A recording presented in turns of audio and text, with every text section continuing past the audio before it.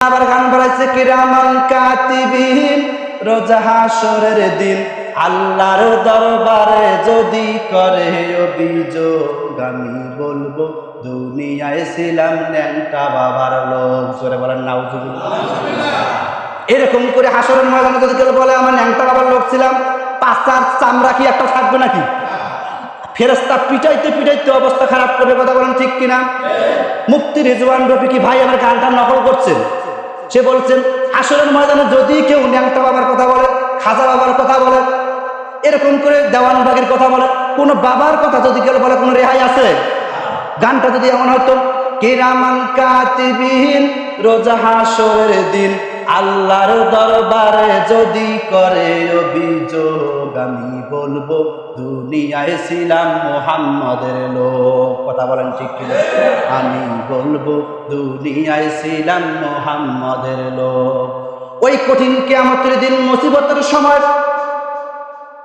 যদি আপনি বলতে পারেন আমরা মুহাম্মদের লোক, তাহলে আল্লাহ রাব্বুল আমিন আপনাকে আমাকে নাজাত দিয়ে জান্নাত দিবেন।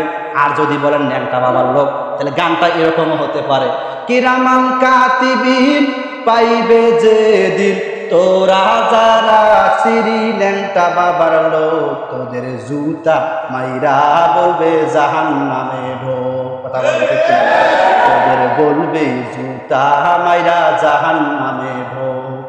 যারা বলবে আমরা হাসরের ময়দানে বাবা আমার জাহাজ নিয়ে আসবে, ন্যাংটা বাবা আসবেন, খাজা বাবা আসবে, গাজা বাবা আসবে, শিকল বাবা আসবে, দেওয়ানবাগি আসবে, যারা এই কথা বলবে তাদের কি কোনো নিস্তার আছে নাকি? আর আমরা যদি আল্লাহ রাব্বুল আমিনের সামনে বলতে পারি আমরা দুনিয়ায় মুহাম্মদের লোক ছিলাম, মুহাম্মদের আমরা উম্মত ছিলাম, আল্লাহ রাব্বুল আমিন খুশি হয়ে আপনাকে আমাকে জান্নাত দিয়ে দিবেন। কথা বলেন ঠিক কিনা? তাহলে এরকম করে যারা গাঞ্জাখুরি বক্তব্য দেয়, এরকম আলেম আছে না নাই? ওরাই বলে রাষ্ট্র ক্ষমতার প্রয়োজন। এবার আল্লাহ রাব্বুল আমিন কঠিন কিয়ামতের দিন মুসিবতের সময় মানুষগুলোর যখন কোনো নিস্তার থাকবে না, ঠিক ওই সময় আপনার আমার কলিজার টুকরা নবী আরশে আজিমের নিচে সেজদার মধ্যে পড়ে যাবেন।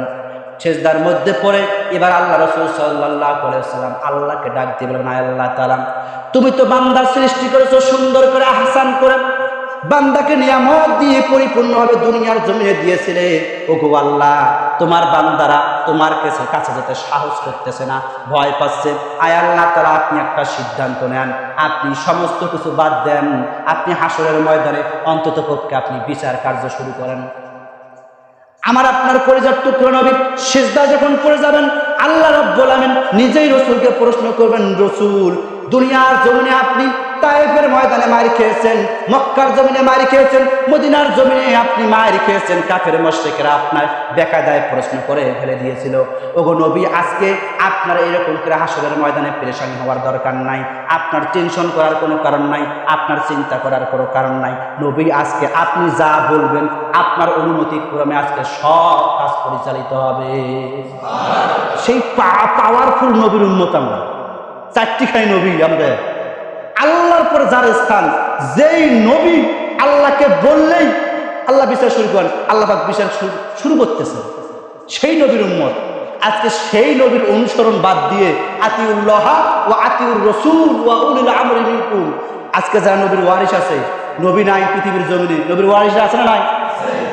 তাদের অনুসরণ করা বাদ দিয়ে তাদের বিরুদ্ধে আবার ষড়যন্ত্র করে। কেন রাষ্ট্র ক্ষমতায় কোরআন যাবে? তো ওই দিন কই যাবেন?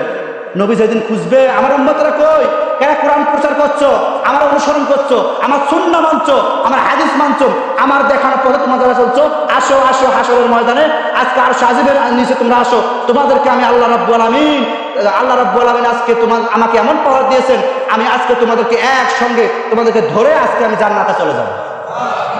সেই নবীর উম্মত, চারটিখানি নয়। আমার আপনার নবী যতক্ষণ পর্যন্ত জান্নাতের মধ্যে কদম ফেলবে না, ততক্ষণ পর্যন্ত কোনো নবী জানাজা যেতে পারবে না, উম্মত দূরের কথা। সম্মানিত বন্ধুগণ আমার, হাসরের ময়দানে আল্লাহ রাসূল সাল্লাল্লাহু আলাইহি ওয়াসাল্লাম সিজদায় পড়ে আছেন।